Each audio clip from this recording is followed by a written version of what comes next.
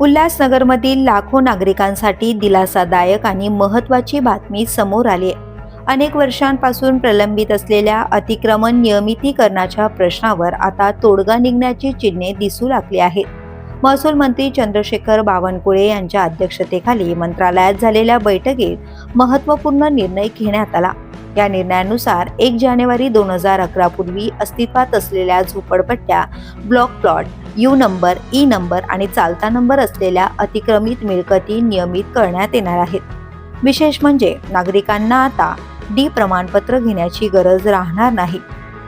Ready reckoner दराच्या केवळ 5% रक्कम भरून जागा नियमित करता येणार आहे.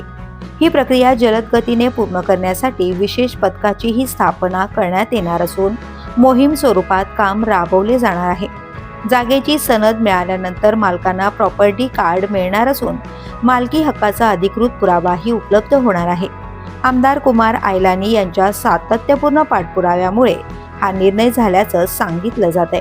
त्यामुळे उल्हासनगरमधील हजारो नव्हे तर लाखो नागरिकांच्या मालमत्तेला कायदेशीर मान्यता मिळण्याचा मार्ग आता मोकळा झालाय. द पोलीस न्यूजसाठी नितीन पाटील, उल्हासनगर.